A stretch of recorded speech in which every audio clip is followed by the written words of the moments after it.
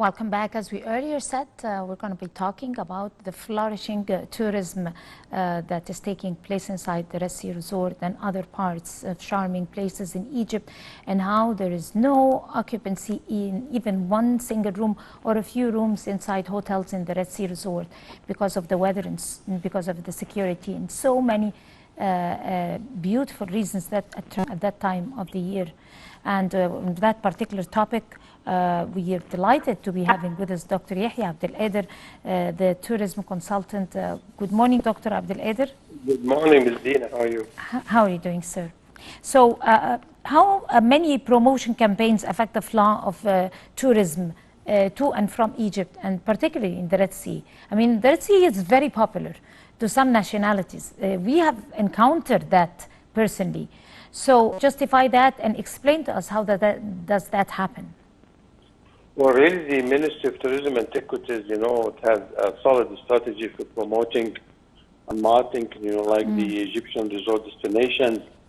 Currently, we're having the Miss Eco International 2024. That's going to be held in Qader for 3 days.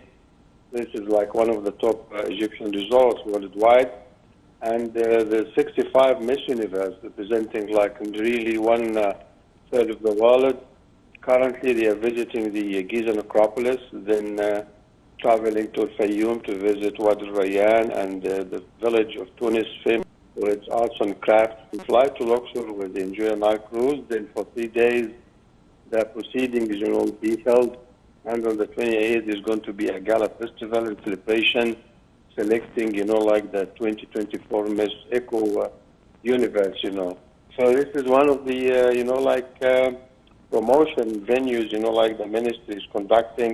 That's why we have like an excellent rush and international flows to, both Sharm el-Sheikh, Qader, and Marsa Alam and Alamein as well. Right. So the Red Sea, like I said, is very popular, probably because of the beautiful weather throughout the year, and also because of the special activities taken inside the Red Sea. I mean, all the places around the Red Sea, each is unified and specialized in a certain activity.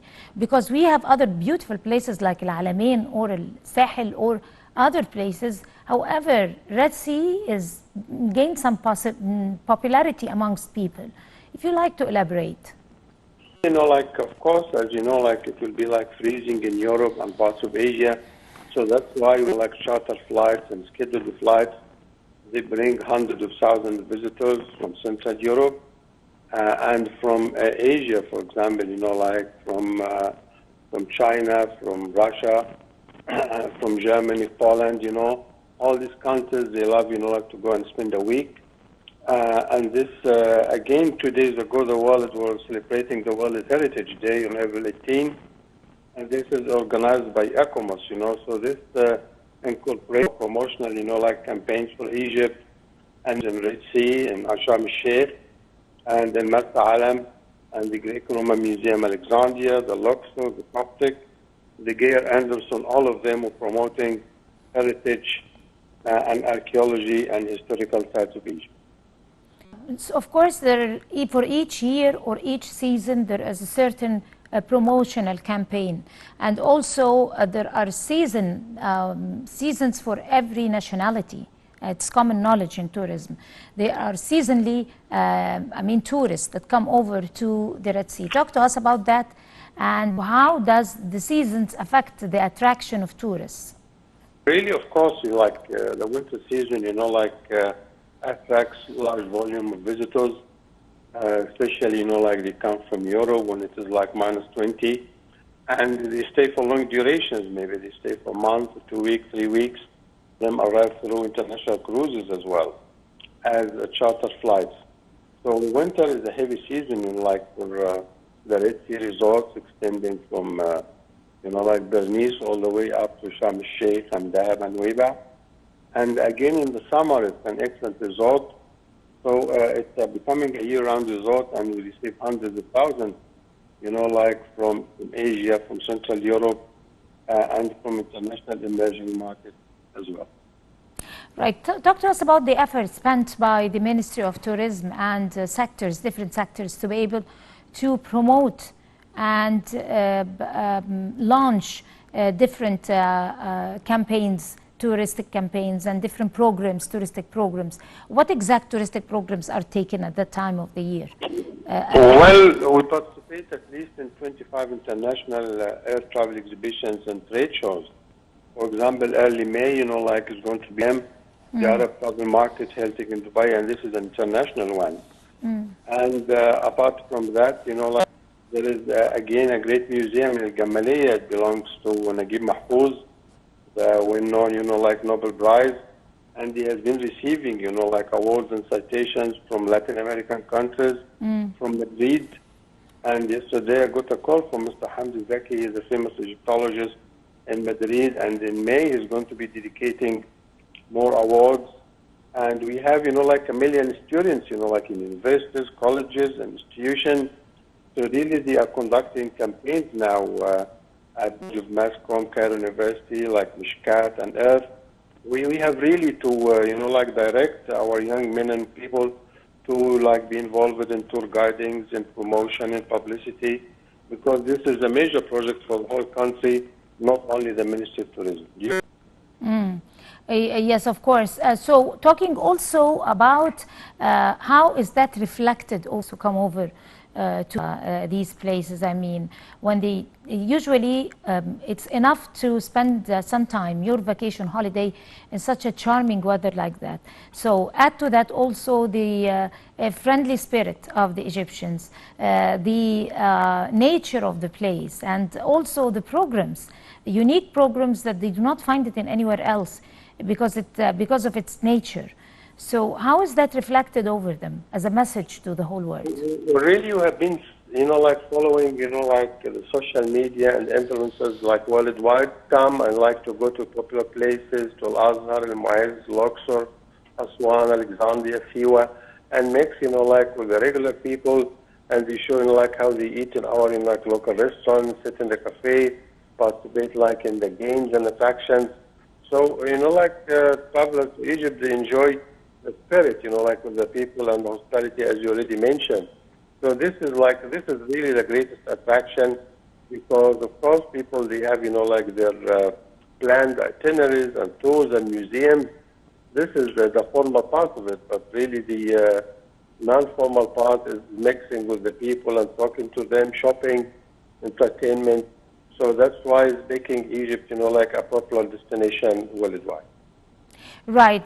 Of course, talking about the Red Sea could take us hours and hours, but how exactly is the Red Sea becoming at the forefront of the map worldwide when it comes to beautiful weather, when it comes to seashores, when it comes to sightseeing, beautiful hotels and exquisite cuisine also, our gastronomy that is very popular. I mean, how do we rate it? I'm glad that you mentioned gastronomy, because currently we have a gastronomy competition at the Cairo International Conference Center. There is like 20 hotel schools from all over Egypt presented over there.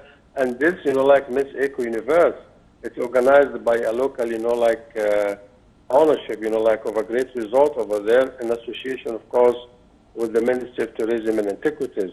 So the Red Sea has been developed since the early 60s, and there have been like hundreds of thousands of rooms. I mean, like the bulk of hotel rooms in Egypt's capacity is located in the Red Sea, more than like in Cairo, Alexandria, Upper Egypt, like, which is the great metropolis. And we need at least 200 more thousand rooms to reach the mark that we are planning for 2030, inshallah. Right. What type of tourists always target the Red Sea and Hurghada? Well, like visitors, I mean, like a large number of them, like fly, like on the